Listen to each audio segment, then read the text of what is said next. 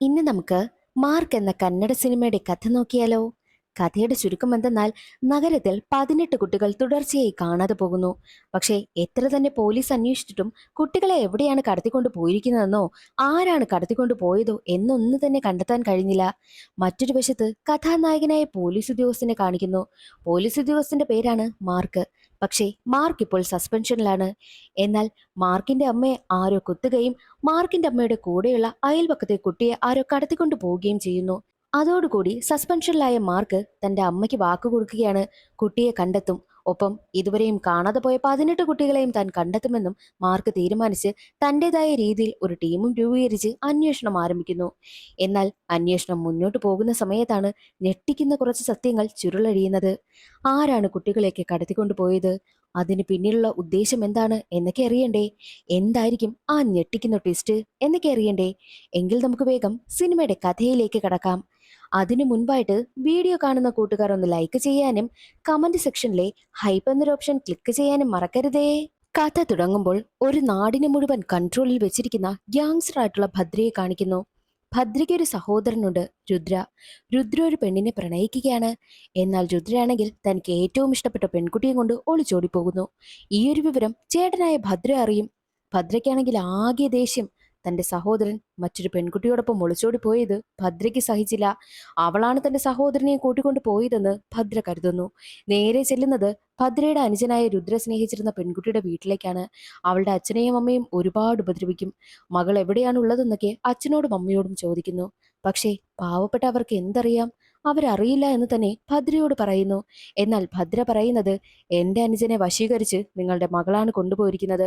അവളെ എന്റെ കയ്യിൽ കെട്ടിക്കഴിഞ്ഞാൽ കൊന്നുകളയുമെന്ന് തന്നെ ഭദ്ര വെല്ലുവിളിക്കുന്നു. മാത്രവുമല്ല, ആ പെൺകുട്ടിയുടെ അച്ഛനെയും അമ്മയും കൊന്നുകളയുകയും ചെയ്യുന്നുണ്ട്. അത്രയും മനസാക്ഷിയില്ലാത്ത ഒരു മനുഷ്യ മൃഗമെന്ന് വേണമെങ്കിൽ പറയാം. അങ്ങനെയുള്ള ഒരാളാണ് ഈ ഭദ്ര. മാത്രമല്ല, രുദ്രയെ കണ്ടുപിടിച്ചേ പറ്റൂ എന്ന വാശിയിൽ നടക്കുകയാണ്. മറ്റൊരു വശത്ത് ഉയർന്ന ഉദ്യോഗസ്ഥൻ സ്റ്റേഷനിലേക്ക് വിളിക്കുക. പോലീസ് ഉദ്യോഗസ്ഥരെല്ലാം തയ്യാറായിരിക്കണം.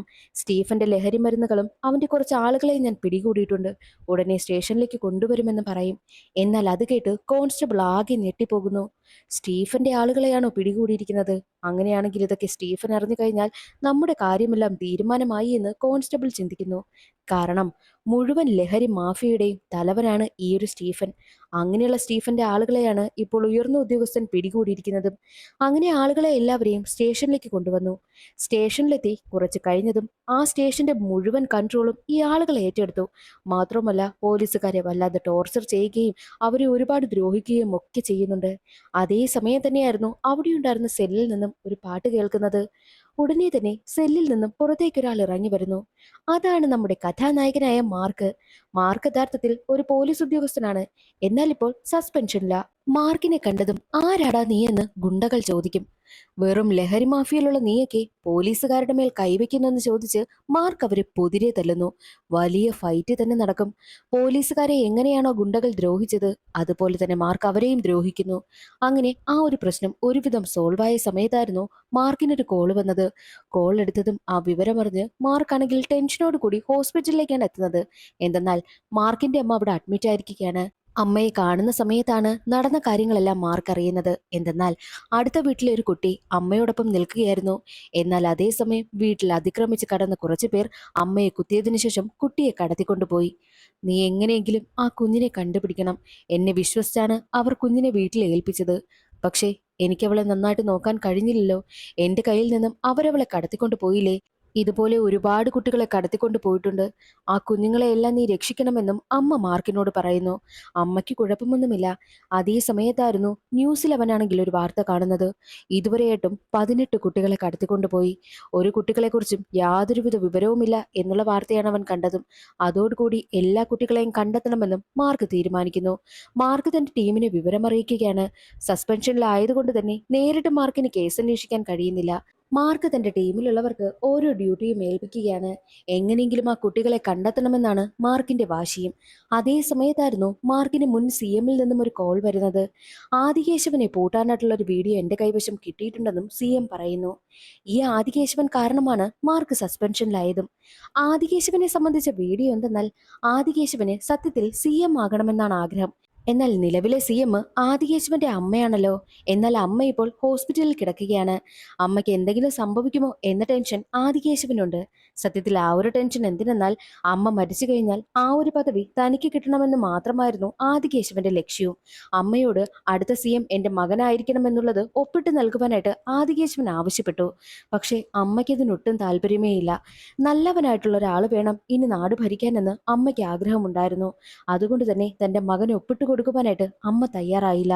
തന്റെ മകനാണെങ്കിലും അവന്റെ കയ്യിൽ ഈ ഒരു പദവി കിട്ടിയാൽ അവൻ എങ്ങനെയായിരിക്കുമെന്നുള്ളത് അമ്മയ്ക്ക് നന്നായിട്ട് അറിയാമായിരുന്നു. അതുകൊണ്ട് തന്നെ അമ്മ അതിനെ എതിർക്കും. എന്നാൽ ആദികേശവനാണെങ്കിൽ ആരും അറിയാതെ നൈസിന് അമ്മയെ അങ്ങ് കൊന്നുകളയുന്നു. അടുത്ത CM താനാകണമെന്നുള്ള രീതിയിൽ അമ്മ എഴുതി കൊടുത്തതുപോലെ കള്ള ഒപ്പുമിടുകയാണ്. ഇതെല്ലാം അവിടെ നിൽക്കുകയായിരുന്ന ഒരു ഡോക്ടർ കാണുന്നുണ്ട്. ഡോക്ടറാണെങ്കിൽ ഈ ഒരു കാര്യം വീഡിയോ എടുത്ത് വെക്കുകയും പഴയ CMന് വിവരമറിയിക്കുകയും ചെയ്തു. ആ ഒരു കാര്യമാണ് CM ഇപ്പോൾ മാർക്കിനെ അറിയിച്ചതും. മാർക്കിന് ഈ ഒരു വീഡിയോ അവന്റെ സസ്പെൻഷൻ മാറുവാൻ വേണ്ടിയിട്ടുള്ള ഒരു എവിഡൻസ് ആണ്. ആ ഒരു വീഡിയോ കാണിച്ചു കഴിഞ്ഞാൽ സസ്പെൻഷന് മാറും. മാത്രവുമല്ല ഇത്രയും ക്രിമിനൽ ആയിട്ടുള്ള ഒരാൾ അടുത്ത CM ആകാതിരിക്കാനും അതൊരു വഴിയാണെന്നുള്ള കാര്യം മാർക്കിന് മനസ്സിലായി. അതുകൊണ്ട് തന്നെ എങ്ങനെയെങ്കിലും ആ ഒരു വീഡിയോ സംഘടിപ്പിക്കണമെന്നും മാർക്ക് തീരുമാനിക്കുന്നു. CMനോട് ഡോക്ടർ വിളിച്ച് ഈ കാര്യം പറഞ്ഞതേ ഉള്ളൂ. ഡോക്ടറിന്റെ കൈവശമാണ് ഇപ്പോഴും ആ വീഡിയോ ഉള്ളത്. അതുകൊണ്ട് തന്നെ മാർക്ക് ആ ഒരു വീഡിയോ ഒപ്പിക്കുവാനായിട്ട് വീണ്ടും അവിടെ നിന്നും യാത്ര ആരംഭിച്ചു. അതേ സമയം തന്നെയായിരുന്നു ആദികേശവനിൽ നിന്നും മാർക്കിന് കോൾ വരുന്നത്. അടുത്ത CM ഞാനാണടാ. നിന്നെ തീർക്കുവാനായിട്ട് ഞാൻ ആളിനെ ഏർപ്പാടാക്കിയിട്ടുണ്ടെന്നുള്ള കാര്യം ആദികേശവൻ പറയുന്നു. അപ്പോഴേക്കും ആദികേശവൻ പറഞ്ഞുവിട്ട ആളുകൾ മാർക്കിനെ വളയും. അവിടെ വെച്ച് വലിയൊരു ഫൈറ്റ് തന്നെ നടക്കും. എന്നാൽ ഈ ആദികേശവനാണെങ്കിൽ ഡോക്ടറിന്റെ കൈവശം വീഡിയോ ഉള്ള കാര്യം അറിഞ്ഞിരുന്നു. എങ്ങനെയെന്നാൽ CMന്റെ കൂടെയുള്ള ഒരാളാണെങ്കിൽ ആദികേശവന്റെ കൂട്ടാളിയായിരുന്നു. CMന്റെ കൈവശം ഡോക്ടറിന്റെ വീഡിയോ കിട്ടുവാനായിട്ട് ചാൻസ് ഉണ്ട്. ഡോക്ടർ ഇങ്ങനെ ഒരു വീഡിയോ ഷൂട്ട് ചെയ്തു, CM ആ കാര്യം അറിഞ്ഞു എന്നുള്ള കാര്യം CMനൊപ്പമുള്ള ആൾ ആദികേശവനെ അറിയിച്ചു. ആദികേശവൻ ഉടനെ തന്നെ ഡോക്ടറിനെ പൊക്കണമെന്നും തന്റെ കൂട്ടാളികളോട് പറഞ്ഞിരുന്നു. അതനുസരിച്ച് കൂട്ടാളികൾ ചേർന്ന് ഡോക്ടറിനെയും പിടികൂടുകയാണ്. അതുപോലെ തന്നെയാണ് മാർക്കിനെയും കൊല്ലുവാനായിട്ടുള്ള വഴിയും നോക്കുന്നുണ്ട്. എന്നാൽ മാർക്കാണെങ്കിലോ എല്ലാവരെയും പഞ്ഞിക്കിടുകയാണല്ലോ ചെയ്തത്. അതേസമയം തന്നെയായിരുന്നു ഡോക്ടറിനെ പിടികൂടി വെച്ചിരുന്ന കാര്യവും മാർക്ക് അറിയുന്നതും. മാർക്കാണെങ്കിൽ വന്ന ആളുകളെ എല്ലാവരെയും അടിച്ച് ഡോക്ടറിന് എന്ത് സംഭവിച്ചു, എവിടെയാണ് ഡോക്ടറിനെ നിങ്ങൾ പിടിച്ചു വെച്ചിരിക്കുന്നതെന്നൊക്കെ ചോദിക്കുമ്പോൾ അവർ ഒരു കാര്യം തുറന്നു പറയുന്നു. ആദികേശവൻ പറഞ്ഞതനുസരിച്ച് ആദികേശവന്റെ കൂട്ടാളികൾ ഡോക്ടറെ പിടികൂടിയിരുന്നു. പക്ഷേ അപ്പോഴാണ് ഒരു കാര്യം അറിയുന്നത്. സത്യത്തിൽ ഡോക്ടറുടെ ഫോൺ എപ്പോഴും ഡോക്ടറിന്റെ മകൻ എടുത്തു വെച്ച് ഗെയിം കളിക്കുമായിരുന്നു. കുട്ടിയുടെ കയ്യിലാണ് ഫോൺ ഇരുന്നത്. എന്നാൽ വീട്ടിലേക്ക് ഗുണ്ടകളൊക്കെ അതിക്രമിച്ച് കയറി വരുന്നത് കണ്ട് കുട്ടി പേടിച്ചവിടെ നിന്ന് മൊബൈലും കൊണ്ട് ഓടിപ്പോയിരുന്നു. തന്റെ കൈവശം ഫോണില്ല എന്ന് ഡോക്ടർ പറയുന്നുണ്ട്. കുട്ടിയുടെ കൈവശമാണ് ഫോണെന്നറിഞ്ഞതും ഉടനെ തന്നെ ഗുണ്ടകളാണെങ്കിൽ കുട്ടിയെ കണ്ടെത്തണമെന്നും തീരുമാനിക്കുന്നു. ഈ ഒരു വിവരം ആദികേശവനെയും അറിയിക്കുന്നുണ്ട്. എത്രയും വേഗം ആ കുട്ടിയെ പിടികൂടണമെന്നും ആദികേശവൻ പറയുന്നു. എന്നാൽ ഈ ഒരു കാര്യം മാർക്കും അറിയുന്നല്ലോ. ആദികേശവന്റെ കയ്യിൽ ആ ഒരു വീഡിയോ കിട്ടിയിട്ടില്ലെന്നുള്ള കാര്യം മാർക്കിന് മനസ്സിലായി. കുട്ടിയെ എങ്ങനെയെങ്കിലും കണ്ടെത്തണം. മാത്രവുമല്ല വീഡിയോ ആദികേശവന്റെ കയ്യിൽ കിട്ടാനും പാടില്ല എന്നും മാർക്ക് ചിന്തിക്കുന്നു. അങ്ങനെ മാർക്ക് തന്റേതായിട്ടുള്ള രീതിയിൽ അന്വേഷിക്കുകയാണ്. അതേസമയം തന്നെയായിരുന്നു മാർക്ക് തന്റെ അമ്മയെ കുത്തിയിട്ട് കുട്ടിയെ കടത്തിക്കൊണ്ടുപോയ സ്ഥലത്തെത്തി അവിടെ മാകെ അന്വേഷിക്കുന്ന സമയത്ത് എങ്ങനെയായിരിക്കാം കുട്ടിയെ കൊണ്ടുപോയിട്ടുള്ളത് എന്നുള്ളൊരു ഐഡിയ മാർക്കിന് കിട്ടുന്നു. അതുവഴിയൊക്കെ മാർക്ക് സഞ്ചരിച്ചു പോകുന്ന സമയത്താണ് മറ്റൊരു കുട്ടി അവിടെ മരണപ്പെട്ട് കിടക്കുന്നത് മാർക്ക് കാണുന്നതും. കുട്ടിയെ തട്ടിക്കൊണ്ടുപോയവരുടെ കയ്യിൽ നിന്നും എങ്ങനെയോ രക്ഷപ്പെടാൻ ശ്രമിച്ച കുട്ടിയായിരിക്കാം ഈ മരണപ്പെട്ട് കിടക്കുന്നതെന്നും മാർക്കിന് മനസ്സിലാകുന്നു. അതേസമയം തന്നെ മാർക്കിന്റെ കൂടെയുള്ളവരെല്ലാവരും ചേർന്ന് വേറെയും കുട്ടികളെ കാണാതായില്ലേ ആ സ്ഥലമൊക്കെ പരിശോധിക്കുകയാണ്. അപ്പോൾ അവർക്ക് ഒരു ഫുട്ടേജ് കിട്ടുന്നു. അതിൽ ഈ കുട്ടികളെയൊക്കെ കടത്തിക്കൊണ്ടു പോകുന്ന ആളാണെങ്കിൽ ഒരു കുട്ടിയെ കിഡ്നാപ്പ് ചെയ്യുന്നതിന്റെ വീഡിയോ ആയിരുന്നു ഉണ്ടായിരുന്നത്. എന്നാൽ അയാളുടെ കയ്യിൽ ഒരു ടാറ്റുവും മാർക്ക് ശ്രദ്ധിക്കുന്നുണ്ട്. എന്നാൽ അയാൾ കടത്തിക്കൊണ്ടുപോയ കുട്ടി മറ്റാരുമല്ല, ഡോക്ടറിന്റെ കുട്ടിയെ തന്നെയായിരുന്നു. അപ്പോഴാണ് ഇത്രയും കുട്ടികളെ എല്ലാവരെയും കടത്തി വെച്ചിരിക്കുന്ന ആളിനെ നമുക്ക് കാണിക്കുന്നത്. അത് മറ്റാരുമല്ല, രുദ്ര തന്നെയാണ്. സിനിമയുടെ തുടക്കത്തിൽ ഒരു ഭദ്ര എന്ന ആളുടെ സഹോദരനായ രുദ്രയെക്കുറിച്ച് പറഞ്ഞില്ലേ, അതേ രുദ്ര തന്നെയാണ്. രുദ്ര നേരെ തന്റെ ഗേൾഫ്രണ്ടായ രുക്മിണിക്ക് അടുത്തേക്ക് എത്തുന്നുണ്ട്. രുക്മിണിക്ക് രുദ്ര ചെയ്യുന്ന ഈ കാര്യങ്ങളൊന്നും അറിയത്തേയില്ല. എന്നാൽ രുദ്രയ്ക്ക് തന്റെ ചേട്ടൻ ഉറപ്പായിട്ടും തങ്ങളെ തേടി വരുമെന്നും തന്റെ കാമുകിയെ കൊന്നുകളയുമെന്ന പേടിയുമുണ്ട്. അതിനു മുൻപായിട്ട് എങ്ങനെയെങ്കിലും ഈ നാട് വിട്ടു പോകണം, രുക്മിണിയെ കല്യാണം കഴിച്ച് സുഖമായി ജീവിക്കണം. ചേട്ടന്റെ കയ്യിൽപ്പെട്ടാൽ മറ്റൊരു പെണ്ണിനെ കൊണ്ട് തന്നെ വിവാഹം കഴിപ്പിക്കുമെന്നും രുദ്രയ്ക്ക് നന്നായിട്ട് അറിയാം. പക്ഷേ എവിടേക്ക് രക്ഷപ്പെട്ടു പോകണമെങ്കിലും കയ്യിൽ കാശ് വേണമല്ലോ. അതിനു വേണ്ടിയിട്ട് മാത്രമാണ് അവൻ ഈ കുട്ടികളെ എല്ലാവരെയും കടത്തിക്കൊണ്ടു പോകുന്നത്. എന്നിട്ട് അവരുടെ വീട്ടുകാരെ ബ്ലാക്ക്മെയിൽ ചെയ്തിട്ട് കാശ് ഒപ്പിക്കുക. അത് മാത്രമായിരുന്നു രുദ്രയുടെ ലക്ഷ്യവും. രുദ്ര എവിടെയാണ് കുട്ടികളെ എല്ലാവരെയും മടച്ചു വെച്ചിരിക്കുന്നതെന്ന് കാണിക്കുന്നില്ല. എന്നാൽ കുട്ടികളെല്ലാവരും വിശന്ന് വല്ലാതെ ബഹളം വെക്കുകയാണ്. അവർ ആഹാരത്തിനു വേണ്ടി കരയുകയും ചെയ്യുന്നുണ്ട്. ആ ഒരു സീൻ അവിടെ കട്ടായി. പിന്നീട് മായ എന്നൊരു പോലീസ് ഉദ്യോഗസ്ഥയാണ് കാണിക്കുന്നത്. മായ നേരെ വന്നിരിക്കുന്നത് മാർക്കിനടുത്തേക്കാണ്. മാർക്കിനെ തടയുന്നതിന് വേണ്ടിയിട്ടാണ് എത്തിയിരിക്കുന്നതും, അതും ആദികേശവൻ പറഞ്ഞിട്ട്. ആദികേശവന്റെ ആളാണ് ഈ മായ. എന്നാൽ മായ അവിടെ എത്തി മാർക്കിനെ തടയുന്ന സമയത്തായിരുന്നു മായയ്ക്കൊരു കോൾ വരുന്നത്. വിളിച്ചത് ആദികേശവനും. മാർക്കിനെ തടയരുതെന്നും ആദികേശവൻ പറയുന്നു. മാർക്കിനെ തടയുവാനായിട്ട് തന്നെ പറഞ്ഞു വിട്ടിട്ട് ഇപ്പോൾ അതൊന്നും വേണ്ട എന്ന് ആദികേശവൻ പറയുന്നത് കേട്ട് മായ ഒന്ന് ചിന്തിക്കുന്നു. യഥാർത്ഥത്തിൽ എന്താണ് സംഭവിച്ചതെന്നാൽ ആദികേശവന്റെ ആളുകൾ ഡോക്ടറിന്റെ വീട്ടിലെത്തി പ്രശ്നമുണ്ടാക്കുന്നതെല്ലാം അവിടുത്തെ CC ക്യാമറയിൽ റെക്കോർഡായിരുന്നു. ആ ഒരു ഫുട്ടേജ് എല്ലാം മാർക്കിന്റെ കൈവശം കിട്ടിയിട്ടുണ്ട്. തന്നെ എതിർക്കുവാനായി ശ്രമിച്ചു കഴിഞ്ഞാൽ ഈ ഒരു ഫുട്ടേജ് എല്ലാം പുറത്തുവിടുമെന്ന് മാർക്ക് ഭീഷണിപ്പെടുത്തിയത് കൊണ്ട് മാത്രമാണ് ആദികേശവൻ മായയോട് അവരെ ഒന്നും ചെയ്യേണ്ടെന്ന് ആവശ്യപ്പെട്ടതും. മാർക്കിന്റെ കൈവശം ആ ഒരു വീഡിയോ കിട്ടാൻ പാടില്ല. ആ കുട്ടിയെ എങ്ങനെയെങ്കിലും കണ്ടെത്തി അതിന്റെ കയ്യിൽ നിന്നും ആ ഒരു മൊബൈൽ ഫോൺ കൈക്കലാക്കണമെന്നും ആദികേശവൻ തീരുമാനിക്കുന്നു. അതേസമയം തന്നെയായിരുന്നു മാർക്ക് കുട്ടികളെയൊക്കെ കടത്തിക്കൊണ്ടുപോകുന്ന ഇങ്ങനെയുള്ള കാര്യങ്ങളൊക്കെ ചെയ്യുന്നത് ആരായിരിക്കുമെന്ന് ചിന്തിച്ചു നിൽക്കുന്നത്. അപ്പോൾ തന്റെ കൂടെ ഉണ്ടായിരുന്നവർ പറയുന്നത്, എനിക്ക് തോന്നുന്നത് ഇങ്ങനെയുള്ള കാര്യങ്ങളൊക്കെ ചെയ്യുന്നത് കൂടുതലായും സ്റ്റീഫൻ അല്ലേ, സ്റ്റീഫനോട് അന്വേഷിച്ചു നോക്കി കഴിഞ്ഞാൽ എന്തെങ്കിലും അറിയാൻ കഴിയുമല്ലോ എന്നും കൂടെയുള്ളവർ പറയുന്നു. ഈ സ്റ്റീഫൻ ലഹരി മാഫിയയുടെയൊക്കെ തലവനാണല്ലോ. എന്നാൽ അതേസമയം തന്നെ സ്റ്റീഫനെ കാണിക്കുന്നു. സ്റ്റീഫന്റെ ആളുകളെ എല്ലാവരെയും പോലീസ് സ്റ്റേഷനിലിട്ട് മാർക്ക് ഒരുപാട് തല്ലിയില്ലേ, അതുകൊണ്ട് തന്നെ തന്റെ ആളുകളെയൊക്കെ സ്റ്റീഫൻ ഒരുപാട് വഴക്ക് പറയുകയാണ്. മാർക്കിനോടും സ്റ്റീഫന് നല്ല ദേഷ്യമുണ്ടായിരുന്നു. അതേ സമയത്തായിരുന്നു ആദികേശവന്റെ കോൾ സ്റ്റീഫന് വരുന്നത്. ആ മാർക്കിനെ കാരണം ആകെ പ്രശ്നമാണ്, അവനെ കാണുകയാണെങ്കിൽ അവനെ ഒന്ന് കൊന്നു കളയണമെന്നും ആദികേശവൻ സ്റ്റീഫനോട് ആവശ്യപ്പെട്ടു.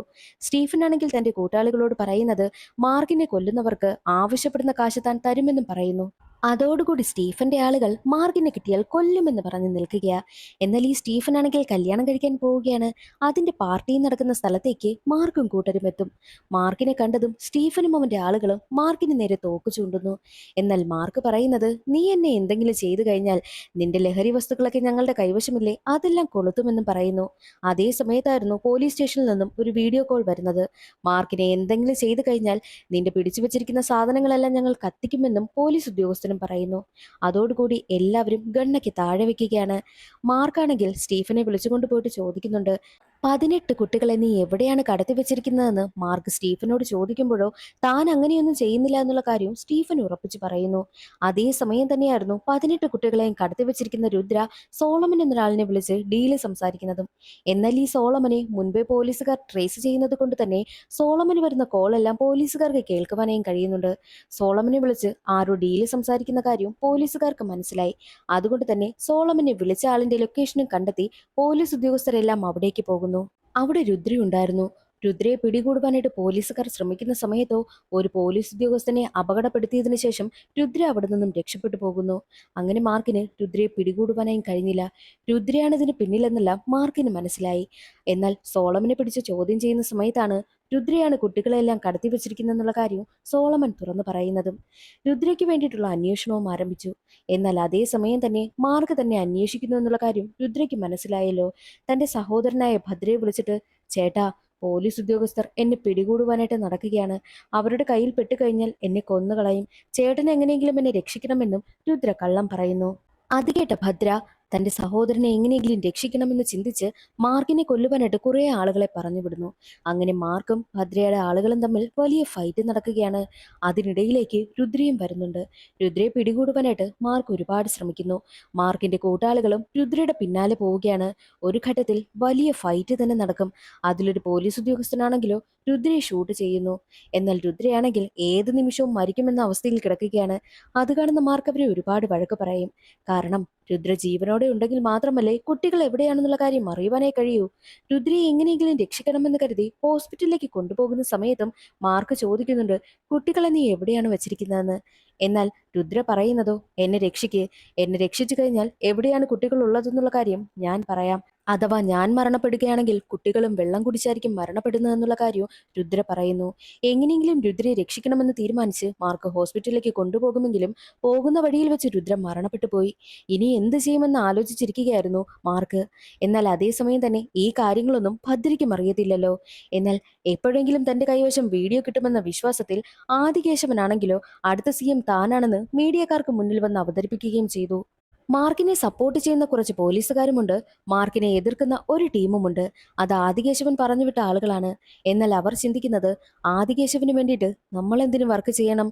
ഈ മാർക്ക് നല്ല കാര്യങ്ങളല്ലേ ചെയ്യുന്നത്, അപ്പോൾ മാർക്കിനൊപ്പം നിന്നാലോ എന്നും അവർ ചിന്തിക്കുന്നു. അങ്ങനെ അവർ മനസ്സ് മാറി മാർക്കിനെ സഹായിക്കുവാനായും തീരുമാനിക്കും. മാർക്കിനോട് ഞങ്ങൾ എന്ത് സഹായമാണ് ചെയ്യേണ്ടതെന്ന് ചോദിക്കുമ്പോൾ മാർക്ക് പറയുന്നതോ, രുദ്ര അവസാനമായി പറഞ്ഞത് ഞാൻ മരിക്കുകയാണെങ്കിൽ കുട്ടികൾ വെള്ളം കുടിച്ചായിരിക്കും മരിക്കുന്നതെന്നാണ്. അങ്ങനെയാണെങ്കിൽ ഏതോ ഡാമിലായിരിക്കാം കുട്ടികളെ സൂക്ഷിച്ചിരിക്കുന്നത്. അതുകൊണ്ട് തന്നെ എത്രയും വേഗം നമ്മളത് കണ്ടെത്തണം. ഡാം തുറന്നു വിട്ടു കഴിഞ്ഞാൽ കുട്ടികൾ മരിക്കാനുള്ള ചാൻസ് കൂടുതലാണ്. അഥവാ ഡാം തുറന്നാലും ഏകദേശം കുറച്ച് മണിക്കൂറെങ്കിലും എടുക്കും വെള്ളം അവിടേക്ക് എത്തുവാൻ വേണ്ടിയിട്ട്. അതിനു മുൻപായിട്ട് കുട്ടികളെ രക്ഷിക്കണമെന്നും മാർക്ക് പറയുന്നു. അതേസമയം കുട്ടികളുള്ള സ്ഥലത്തേക്ക് കുറച്ച് വെള്ളം എത്തുകയാണ്. ആ വെള്ളമൊക്കെ ദാഹിച്ചിരിക്കുന്ന കുട്ടികൾ കുടിക്കുവാനായും ശ്രമിക്കുന്നുണ്ട്. എന്നാൽ മറ്റൊരു വശത്ത് മാർക്ക് ഭദ്രയെക്കുറിച്ച് പറയും. ഭദ്ര എന്താണ് പ്ലാൻ ചെയ്യുന്നതെന്ന് നമുക്കറിയണം. അതുകൊണ്ട് തന്നെ നമ്മുടെ കൂട്ടത്തിൽ നിന്നൊരാൾ ഭദ്രയുടെ കൂട്ടത്തിലേക്ക് ചേരണമെന്നുള്ള കാര്യവും മാർക്ക് പറയുന്നു. അങ്ങനെ മാർക്കിന്റെ കൂട്ടത്തിൽ നിന്നും ഒരു പോലീസ് ഉദ്യോഗസ്ഥനാണെങ്കിൽ ഗുണ്ടയെ പോലെ തന്നെ ഭദ്രയുടെ കൂട്ടത്തിലേക്ക് ചെല്ലുകയാണ്. അവിടെയാണെങ്കിൽ ഭദ്രയും പിന്നെ ആ ഒരു സ്റ്റീഫനും തമ്മിൽ ചർച്ച ചെയ്യുന്നതെല്ലാം ആ ഒരു പോലീസ് ഉദ്യോഗസ്ഥൻ ശ്രദ്ധിക്കുന്നുണ്ട്. കാരണം ഈ ഭദ്രയും സ്റ്റീഫനുമൊക്കെ മുൻപ് കുട്ടികളെയൊക്കെ കടത്തിക്കൊണ്ടുപോകുന്ന കാര്യമൊക്കെ ചെയ്തിരുന്നു. എന്നാൽ ഒരുപാട് കാശ് അതിൽ നിന്ന് കിട്ടാത്തത് കൊണ്ടാണ് ആ ഒരു പരിപാടി അവർ അവസാനിപ്പിച്ചത്. പക്ഷേ രുദ്ര കുട്ടികളെ കടത്തിക്കൊണ്ടുപോയ കാര്യം ഇപ്പോൾ ഭദ്ര അറിയുന്നുണ്ടല്ലോ. അതുകൊണ്ട് തന്നെ എവിടെയായിരിക്കാം രുദ്ര കുട്ടികളെയൊക്കെ അടച്ചു വെച്ചിട്ടുണ്ടാവുക? നമ്മൾ ഈ ഒരു പരിപാടി ചെയ്യുന്ന സമയത്ത് എവിടെയൊക്കെയാണ് കുട്ടികളെ അടച്ചു വെച്ചിരിക്കുന്നതെന്നും സ്റ്റീഫനോട് തിരക്കുന്ന സമയത്ത് സ്റ്റീഫനാണെങ്കിൽ കുറെ സ്ഥലങ്ങളൊക്കെ പറഞ്ഞു കൊടുക്കുന്നു. എന്നാൽ ഇതെല്ലാം ആ ഒരു പോലീസ് ഉദ്യോഗസ്ഥൻ കേൾക്കുന്നുണ്ടല്ലോ. പോലീസ് ഉദ്യോഗസ്ഥർ കുട്ടികളെ കണ്ടെത്തുന്നതിന് മുൻപ് നമുക്ക് കുട്ടികളെ കണ്ടെത്തണമെന്നും ഭദ്രയും സ്റ്റീഫനും തീരുമാനിക്കുന്നു. അങ്ങനെ മാർക്കും കൂട്ടരുമാണെങ്കിലോ സ്റ്റീഫൻ പറഞ്ഞ സ്ഥലങ്ങളിലൊക്കെ പോകുന്നു. പക്ഷേ അവിടെയൊന്നും കുട്ടികളില്ലായിരുന്നു. എന്നാൽ അവിടേക്കെത്തിയ ഗുണ്ടകളുമായിട്ട് പോലീസ് ഉദ്യോഗസ്ഥർ വലിയ ഫൈറ്റ് തന്നെ നടത്തും. അവസാനമായിട്ട് സ്റ്റീഫൻ പറഞ്ഞ സ്ഥലത്തേക്ക് പോയത് മാർക്കായിരുന്നു. പക്ഷേ അവിടെ കുട്ടികളൊന്നും ഉണ്ടായിരുന്നില്ല. എന്നാൽ അവിടെ ഉണ്ടായിരുന്ന ഗുണ്ടകളുമായിട്ട് വലിയ ഫൈറ്റ് നടക്കും. എന്നല്ലൊടുവിൽ 3 കുട്ടികൾ അവിടെ നിൽക്കുന്നത് മാർക്ക് ശ്രദ്ധിക്കുന്നു. അപ്പോൾ ഇവിടെയായിരിക്കുമോ കുട്ടികളെന്ന് ചിന്തിച്ച് ആ 3 കുട്ടികളെയും അവിടെ നിന്ന് രക്ഷിച്ച് പുറത്തേക്ക് കൊണ്ടുവരുന്ന സമയത്താണ് മാർക്ക് ആ ഒരു കാര്യം അറിയുന്നത്. സത്യത്തിൽ അത് അവിടെയുണ്ടായിരുന്ന വാച്ച്മാന്റെ കുട്ടികളാ. വാച്ച്മാൻ ആണെങ്കിൽ മദ്യപിക്കുവാൻ പോകുന്ന സമയത്തൊക്കെ കുട്ടികളെ അതിനകത്തിട്ട് അടച്ചിട്ടാണ് പോകുന്നത്. അതറിയുന്ന മാർക്ക് അപ്പോൾ രുദ്ര കടത്തിക്കൊണ്ടുപോയ കുട്ടികളെല്ലാം എവിടെയാണെന്നുള്ള ടെൻഷനും ഉണ്ടാകുന്നു. എന്നാൽ കുട്ടികളെ കാണാതെ പാരന്റ്സ് ആണെങ്കിൽ ദൈവത്തിനോടൊക്കെ പ്രാർത്ഥിക്കുകയാണ്. പക്ഷേ കുട്ടികളാണെങ്കിലോ അവിടെ ഉണ്ടായിരുന്ന കുറച്ച് ഇരുമ്പ് വസ്തുക്കളൊക്കെ വെച്ച് ദൈവത്തിന്റെ രൂപം ഉണ്ടാക്കിയിട്ട് ആ ദൈവത്തിന്റെ രൂപത്തോട് കുട്ടികളും പ്രാർത്ഥിക്കുന്നു, എങ്ങനെയെങ്കിലും തങ്ങളെ രക്ഷിക്കണേ എന്നൊക്കെ. രുദ്രയ്ക്ക് ഗേൾഫ്രണ്ട് ഉള്ള കാര്യം മാർക്കിന് അറിയാമല്ലോ. അതുകൊണ്ട് തന്നെ ഗേൾഫ്രണ്ടിനെ കണ്ടെത്തി കഴിഞ്ഞാൽ എവിടെയായിരിക്കും കുട്ടികളെന്നുള്ള കാര്യം അറിയുവാൻ കഴിയുമെന്ന് കരുതി രുക്മിണിയെ കണ്ടെത്തുകയാണ്. രുക്മിണിയെ കാണാൻ പോകുന്നത് മായയായിരുന്നു. രുക്മിണിയെ കണ്ട് എവിടെയാണ് കുട്ടികളെന്ന് ചോദിക്കുന്ന സമയത്ത് രുദ്ര അങ്ങനെ കുട്ടികളെ കടത്തിക്കൊണ്ടുപോകും എന്നുള്ള കാര്യമൊന്നും എനിക്കറിയത്തില്ല എന്നുള്ള സത്യം അവൾ തുറന്നു പറയുന്നു. മായയ്ക്കും അത് വിശ്വാസമായി. എന്നാൽ അതേ സമയത്തായിരുന്നു മായയുടെ കൂടെയുള്ള പോലീസ് ഉദ്യോഗസ്ഥൻ അവരെ ചതിക്കുകയാണെന്നും ഇപ്പോഴും ആദികേശവന്റെ കൂടെയാണ് അയാളെന്നുള്ള കാര്യവും മായയ്ക്ക് മനസ്സിലായി. മായയുടെ കൂടെയുള്ള ആളാണെങ്കിലോ എല്ലാ കാര്യവും ആദികേശവനെ വിളിച്ചറിയിക്കുന്നു. രുദ്ര മരണപ്പെട്ട കാര്യവും ആദികേശവൻ അറിയുകയാണ്. ആദികേശവൻ ഉടനെ തന്നെ ഭദ്രയെ വിളിച്ചിട്ട് നിന്റെ സഹോദരനായ രുദ്ര മരണപ്പെട്ടു, രുദ്രയെ കൊന്നത് മാർക്കാണെന്നുമുള്ള കാര്യവും അവതരിപ്പിക്കുന്നു. മാത്രവുമല്ല രുദ്രയുടെ ഡെഡ് ബോഡി ഇപ്പോഴുള്ളത് ഒരു ലൈറ്റ് ഹൗസിലാണെന്നും അവിടെ മാർക്കിന്റെ ആളുകൾ കാവൽ നിൽക്കുകയാണെന്നുള്ള കാര്യവും ആദികേശവൻ പറയുന്നു. എങ്ങനെയെങ്കിലും മാർക്കിനെ കൊലപ്പെടുത്തണം. മാത്രവുമല്ല മാർക്കിന്റെ കൈവശം ഒരു വീഡിയോയുമുണ്ട്, അത് കൈക്കലാക്കണമെന്നും ആദികേശവൻ പ്രത്യേകം പറയും. അങ്ങനെ ഭദ്രയും കൂട്ടരും ഈ ഒരു വിവരം ചർച്ച ചെയ്യുകയും ലൈറ്റ് ഹൗസിലേക്ക് പോകുവാനായും തീരുമാനിക്കുന്നു. ഈ ഒരു കാര്യം അവരുടെ കൂട്ടത്തിലുള്ള പോലീസ് ഉദ്യോഗസ്ഥൻ അറിയുകയാണല്ലോ. പോലീസ് ഉദ്യോഗസ്ഥൻ ഉടനെ തന്നെ മാർക്കിനെ വിളിച്ച് ആ ഒരു കാര്യം പറയുന്നു. മാത്രമല്ല ലൈറ്റ് ഹൗസിൽ കാവൽ നിൽക്കുന്ന പോലീസ് ഉദ്യോഗസ്ഥനെയും വിവരം അറിയിക്കുകയാണ്. ഉടനെ തന്നെ ഭദ്രയുടെ ഡെഡ് ബോഡി അവിടെ നിന്ന് കൊണ്ടുപോകുവാനായി എത്തിയ ആ ഒരു പോലീസ് ഉദ്യോഗസ്ഥന്റെ തലയിൽ സോളമൻ എന്തോ വെച്ച് അടിക്കുന്നു. പോലീസ് ഉദ്യോഗസ്ഥനാണെങ്കിൽ മയങ്ങി വീഴുകയാണ്. ആ ഒരു ഗ്യാപ്പിൽ സോളമനും രക്ഷപ്പെട്ടു പോകും. എന്നാൽ അതേ സമയം തന്നെയായിരുന്നു ഭദ്രയുടെ കൂട്ടത്തിലുണ്ടായിരുന്ന പോലീസ് ഉദ്യോഗസ്ഥനും ലൈറ്റ് ഹൗസിലേക്ക് എത്തുന്നത്. ബോധം കെട്ട് കിടക്കുന്ന മറ്റേ പോലീസ് ഉദ്യോഗസ്ഥനെ തട്ടി വിളിക്കുകയും അവിടെ നിന്നും രുദ്രയുടെ ഡെഡ് ബോഡി നീക്കം ചെയ്യുകയും ചെയ്തു. അവിടെ നിന്നും രുദ്രയുടെ ഡെഡ് ബോഡിയുമായിട്ട് അടുത്തൊരു ബിൽഡിംഗിലേക്കാണ് അവരെത്തി ഒളിച്ചിരിക്കുന്നത്. അപ്പോഴേക്കും ഭദ്രയും കൂട്ടരും ലൈറ്റ് ഹൗസിൽ എത്തിയിരുന്നു. അവിടെ മുഴുവൻ അന്വേഷിച്ചിട്ടും രുദ്രയുടെ ഡെഡ് ബോഡി അവർക്ക് കിട്ടിയതേയില്ല. അവരാകെ കൺഫ്യൂഷനിലാണ്. എന്നാൽ രക്ഷപ്പെട്ടു എന്ന മട്ടിൽ നിൽക്കുകയാണ് 2 പോലീസ് ഉദ്യോഗസ്ഥരും. എന്നാൽ അതേസമയം തന്നെയായിരുന്നു മാർക്കിന്റെ അടുത്തേക്ക് മാർക്കിന്റെ കൂട്ടാളികൾ എത്തുന്നത്. രുദ്രയെ കണ്ടെത്തുവാനായിട്ട് ഒരു വഴിയുണ്ട്. രുക്മിണി വരുന്ന സമയത്ത് അവളുടെ ഒരു മൊബൈൽ ഫോണും എടുത്തുകൊണ്ടാണ് വന്നത്. രുക്മിണി അങ്ങനെ ഒരു ഫോൺ കൊണ്ടുവന്ന കാര്യം രുദ്രയ്ക്ക് അറിയത്തില്ല. രുദ്രയുടെ ജീപ്പിലാണ് അവൾ ആ ഒരു ഫോൺ ഒളിപ്പിച്ചു വെച്ചിരുന്നത്. മിക്കവാറും ആ ഒരു ജീപ്പ് കുട്ടികളുള്ള പരിസരത്ത് തന്നെ കാണും. നമുക്ക് ആ ഒരു ഫോൺ നമ്പർ ട്രേസ് ചെയ്യുകയാണെങ്കിൽ കുട്ടികൾ എവിടെയാണുള്ളതെന്ന് കണ്ടെത്താൻ കഴിയുമല്ലോ. പക്ഷേ ഫോൺ നമ്പർ അറിയണമെങ്കിൽ രുക്മിണി തന്നെ നമ്മുടെ കൂടെ വേണമെന്നും അവർ പറയുന്നു. അങ്ങനെ രുക്മിണിയെ കണ്ടെത്തുവാനായി തീരുമാനിക്കുകയാണ്. അതേ സമയം തന്നെയായിരുന്നു രുക്മിണിയും മായയുമൊക്കെ ഗുരു എന്ന ആളുടെ കൈവശമാണെന്നുള്ള കാര്യവും മാർക്ക് അറിയുന്നത്. ഗുരുവാണ് അവരുടെ കൂടെ നിന്നിട്ട് കൂറുമാറിയാൽ. സത്യത്തിൽ ഈ ഗുരു ആദികേശവന്റെ ആളാണെന്നുള്ള കാര്യവും മാർക്കിന് ഇപ്പോൾ മനസ്സിലായിട്ടുണ്ട്. എങ്ങനെയെങ്കിലും അവരെ കണ്ടെത്തി രുക്മിണിയുടെ കയ്യിൽ നിന്നും ആ ഒരു നമ്പർ വാങ്ങണമെന്നും മാർക്കിന്റെ കൂട്ടാളികൾ തീരുമാനിക്കുന്നു. അതിനു വേണ്ടിയിട്ട് ഗുരുവിൽ നിന്നും അവരെ കൈക്കലാക്കുവാൻ വേണ്ടിയിട്ട് മാർക്കിന്റെ ആളുകളൊക്കെ കാത്തിരിക്കുന്ന സമയം ഗുരുവാണെങ്കിലോ രണ്ടുപേരെയും തടങ്കലിൽ വെച്ചിരിക്കുകയാണ്, മായയെയും രുക്മിണിയെയും. അതേ സ്ഥലത്തേക്ക് മാർക്കിന്റെ കൂട്ടാളികൾ എത്തുന്നു. എന്നാൽ അതിൽ കൂടെയുള്ള ഒരാളാണെങ്കിലോ എത്ര തന്നെ പോകരുതെന്ന് പറഞ്ഞിട്ടും ഗുരുവിന്റെ അടുത്തേക്ക് തന്നെ നടന്നു പോകുന്നു. ഗുരുവിന്റെ അടുത്തെത്തിയിട്ട് അയാളാണെങ്കിൽ തിരിഞ്ഞു നോക്കി മാർക്കിന്റെ ആളുകളെ കണ്ട് ചിരിക്കുകയാണ്. അപ്പോഴാണ് അയാളും ഈ ഗുരുവിന്റെ ആളാണെന്നും ആദികേശവന്റെ ടീമാണെന്നുള്ള കാര്യം എല്ലാവർക്കും മനസ്സിലാകുന്നത്. അയാളും കൂടെ നിന്ന് ചതിക്കുകയായിരുന്നു. എന്നാൽ മാർക്കിന്റെ കൂടെയുണ്ടായിരുന്ന ആ ഒരു പോലീസ് ഉദ്യോഗസ്ഥനായ ജീവയാണെങ്കിൽ കാലുമാറിയല്ലോ. ഉടനെ തന്നെ ഭദ്രയെ വിളിച്ചിട്ട് നിങ്ങളുടെ സഹോദരന്റെ ഡെഡ് ബോഡി ലൈറ്റ് ഹൗസിന് അടുത്തുള്ള ബിൽഡിംഗിൽ ഉണ്ടെന്നുള്ള കാര്യം അറിയിക്കുന്നു. ഉടനെ തന്നെ ഭദ്രയും കൂട്ടരും ലൈറ്റ് ഹൗസിന് അടുത്തുള്ള ബിൽഡിംഗിലേക്ക് പോവുകയാണ്. അവിടെയുണ്ടായിരുന്ന പോലീസ് ഉദ്യോഗസ്ഥനാണെങ്കിൽ മാർക്കിനെ വിളിച്ചിട്ട് ഞങ്ങളെ രക്ഷിക്കണമെന്നും ആവശ്യപ്പെടുന്നു. മാർക്കും അവിടേക്ക് യാത്ര തിരിക്കുകയാണ്. എന്നാൽ അതേ സമയം തന്നെയായിരുന്നു ഭദ്രയുടെ ആളുകൾ ആ ഒരു ബിൽഡിങ്ങിലേക്ക് എത്തുന്നത്. തന്റെ സഹോദരന്റെ ഡെഡ് ബോഡി കണ്ട് ഭദ്ര ഒരുപാട് കരയുന്നു. അതേ സമയം തന്നെയായിരുന്നു ജീവനെയും ഗുരുവിനെയും അവിടെ ഉണ്ടായിരുന്ന മാർക്കിന്റെ ആളുകളൊക്കെ പിടികൂടുന്നത്. അവരാണെങ്കിൽ മാർക്കിന്റെ അടുത്തേക്ക് ജീവനെയും ഗുരുവിനെയും കൊണ്ടുവരും. എല്ലാവരും ലൈറ്റ് ഹൗസിലുള്ള ആ ഒരു ബിൽഡിങ്ങിനടുത്തേക്ക് എത്തുകയാണ്. ആ ഒരു ബിൽഡിങ്ങിലേക്ക് മാർക്കും എത്തുകയാണ്. അവിടെ വെച്ച് മാർക്കും ഭദ്രയും തമ്മിൽ വലിയ ഫൈറ്റ് നടക്കും. എന്നാൽ മാർക്കിനെ ചെത്തിച്ച രണ്ട് പോലീസ് ഉദ്യോഗസ്ഥരും അവിടെ വെച്ച് മരണപ്പെടുകയും ചെയ്യുന്നു. എന്നാൽ മാർക്ക് എത്ര തന്നെ ഭദ്രയോട് നിന്റെ സഹോദരനെ കൊന്നത് ഞാനല്ല, ദേ ആ പോലീസ് ഉദ്യോഗസ്ഥനാണെന്ന് പറഞ്ഞു മനസ്സിലാക്കുവാനായി ശ്രമിക്കുമെങ്കിലും മാർക്ക് പറയുന്നതൊന്നും ഭദ്ര വിശ്വസിക്കുന്നതേയില്ല. യഥാർത്ഥത്തിൽ രുദ്രയെ കൊന്നത് ജീവൻ എന്ന പോലീസ് ഉദ്യോഗസ്ഥനാണല്ലോ. എന്നാൽ അയാളും മരണപ്പെട്ടു പോയില്ലേ. മാർക്ക് പറയുന്നതൊന്നും ഭദ്ര കേൾക്കുവാനായിട്ട് തയ്യാറാകുന്നില്ല. വലിയ ഫൈറ്റ് നടക്കുന്നു. എന്നാൽ ആ ഫൈറ്റിനിടയിൽ രുക്മിണിക്ക് വെടിയേൽക്കുകയാണ്. അവളാണെങ്കിൽ മരിക്കാറായി കിടക്കുന്ന സമയം രുക്മിണിക്ക് അടുത്തേക്ക് എത്തിയ മാർക്ക് നിന്റെ ആ ഒരു ഫോൺ നമ്പർ എത്രയും വേഗം പറഞ്ഞു തരുവാനായിട്ട് പറയുന്നു. എന്നാൽ രുക്മിണിയാണെങ്കിൽ ആദ്യം തയ്യാറായില്ല. നിങ്ങളല്ലേ എന്റെ രുദ്രയെ കൊന്നതെന്നൊക്കെ അവൾ പറയുന്നു. എന്നാൽ മാർക്ക് പറയുന്നുണ്ട് 18 കുട്ടികളുടെ ജീവനാണ് അപകടത്തിൽ, നീ ആ ഒരു ഫോൺ നമ്പർ പറഞ്ഞു തരണമെന്ന് അവൻ ആവശ്യപ്പെടുമ്പോഴോ അവൾ അവളുടെ നമ്പർ പറഞ്ഞു കൊടുക്കുന്നു. എന്നാൽ അവസാനത്തെ 2 നമ്പർ പറയുന്നതിന് മുൻപായിട്ട് അവൾ മരണപ്പെട്ടു പോവുകയാണ്. എന്ത് ചെയ്യുമെന്ന് ആലോചിച്ച് ടെൻഷനിൽ നിൽക്കുന്ന മാർക്കാണെങ്കിൽ എല്ലാ നമ്പറും ഒന്ന് ട്രൈ ചെയ്ത് നോക്കുവാനായിട്ട് പറയും. അങ്ങനെ അവരാണെങ്കിലോ 2 നമ്പർ കിട്ടുവാൻ വേണ്ടിയിട്ട് പല പല നമ്പേഴ്സ് മാറി മാറി ട്രൈ ചെയ്തു. എല്ലാ നമ്പറിലേക്കും അവർ കോൾ ചെയ്യുന്നു. അതേസമയം കുട്ടികളാണെങ്കിലോ ആ വാനിന്റെ മണ്ടയിൽ കയറിയിരിക്കുകയാണ്. വെള്ളം നിറയാറായി. എന്നാൽ വാനിനകത്ത് നിന്ന് ഫോൺ റിങ് ചെയ്യുന്ന ശബ്ദം അവർ കേൾക്കുന്നു. ഉടനെ തന്നെ കോൾ എടുത്തവർ സംസാരിക്കുകയാണ്. അപ്പോൾ കുട്ടികളുള്ള ആ ഒരു നമ്പർ ഇതാണെന്നുള്ളതും പോലീസുകാർക്ക് മനസ്സിലായി. ഉടനെ തന്നെ ആ സ്ഥലം കണ്ടെത്തി പോലീസ് ഉദ്യോഗസ്ഥരെല്ലാം അവിടേക്ക് പോകുന്നു. മാർക്കും എത്രയും വേഗം അവിടെ എത്തുകയാണ്. ഇനി ആകെ അരമണിക്കൂർ മാത്രമേ ഉള്ളൂ. അരമണിക്കൂർ കൂടി കഴിഞ്ഞു കഴിഞ്ഞാൽ മുഴുവൻ വെള്ളം നിറയുകയും കുട്ടികളെ രക്ഷിക്കാനും കഴിയാതെ വരും. അതുകൊണ്ട് തന്നെ മാർക്ക് എത്രയും വേഗം അകത്തേക്ക് കടക്കുന്നു. മുഴുവൻ വെള്ളമായിരുന്നു. 4 കുട്ടികളെ വീതം വെച്ച് മാർക്കാണെങ്കിൽ പുറത്തേക്ക് കൊണ്ടുവന്നു. അങ്ങനെ എല്ലാ കുട്ടികളെയും മാർക്ക് രക്ഷിക്കുകയാണ്. എല്ലാവർക്കും സന്തോഷമായി. മാർക്കിന് സമാധാനമായി. അമ്മയ്ക്ക് കൊടുത്ത വാക്കും അവൻ പാലിച്ചു. അടുത്ത വീട്ടിലെ കുട്ടിയും അവൻ രക്ഷിച്ചു കൊണ്ടുവന്നല്ലോ. അമ്മയ്ക്കും സന്തോഷമായി. എന്നാൽ അതേ സമയം തന്നെ ആദികേശവനാണെങ്കിലോ വീഡിയോ മാർക്കിന്റെ കയ്യിൽ കിട്ടിയോ എന്ന സംശയത്തിൽ പേടിച്ചിരിക്കുന്ന സമയമായിരുന്നു മാർക്കിന്റെ കൂടെയുള്ള ഒരു പോലീസ് ഉദ്യോഗസ്ഥൻ ആദികേശവനെ കാണുവാനായും എത്തിയത്. വീഡിയോ ഞങ്ങൾ പബ്ലിഷ് ആക്കില്ല, നിങ്ങൾക്ക് തന്നെ തിരിച്ചു തരുവാനായിട്ട് തീരുമാനിച്ചെന്നും മാർക്കിന്റെ കൂടെയുള്ള ഉദ്യോഗസ്ഥൻ പറയുന്നു. ആദികേശവൻ കരുതുന്നത് തന്നെ പേടിച്ചായിരിക്കും മാർക്ക് വീഡിയോ അവന് കൈമാറാമെന്ന് തീരുമാനിച്ചതെന്ന് ആദികേശവൻ കരുതി സന്തോഷിക്കും. അങ്ങനെ ആദികേശവനാണെങ്കിലോ അധികാരത്തിലെത്തുന്ന ദിവസം ആദികേശവൻ ആകെ സന്തോഷം, വീഡിയോ പുറത്തു വരില്ലല്ലോ എന്ന സമാധാനമാണ്. അധികാരത്തിൽ വരുന്ന ദിവസം ആദികേശവനെ പുകഴ്ത്തിക്കൊണ്ടുള്ള ഒരു വീഡിയോ അവിടെ പ്ലേ ചെയ്യും. എന്നാൽ അതിലാണ് ട്വിസ്റ്റ് ഇരിക്കുന്നത്. സത്യത്തിൽ ആദികേശവന്റെ നല്ല കാര്യങ്ങൾ പറഞ്ഞുകൊണ്ടുള്ള ഒരു വീഡിയോ ആയിരുന്നു ഉദ്ദേശിച്ചിരുന്നത്. എന്നാൽ അവിടെ മാർക്ക് ഒരു പണി കൊടുക്കുന്നു. മാർക്കിന്റെ കൈവശം ആദികേശവൻ തന്റെ അമ്മയെ കൊല്ലുന്ന വീഡിയോ ഫുട്ടേജ് കിട്ടിയിരുന്നു. ആ ഒരു വീഡിയോ അവിടെ പ്ലേ ചെയ്യുന്നു. അതോടുകൂടി ആദികേശവന്റെ യഥാർത്ഥ സ്വഭാവം എല്ലാവർക്കും മനസ്സിലായി. പണി കിട്ടിയ അവസ്ഥയിലിരിക്കുകയാണ് ആദികേശവനും. അതെല്ലാം കണ്ടുകൊണ്ട് ജനങ്ങളുടെ കൂട്ടത്തിൽ മാർക്കും ഉണ്ടായിരുന്നു. അതോടുകൂടി സിനിമയുടെ കഥ അവിടെ അവസാനിക്കുന്നു.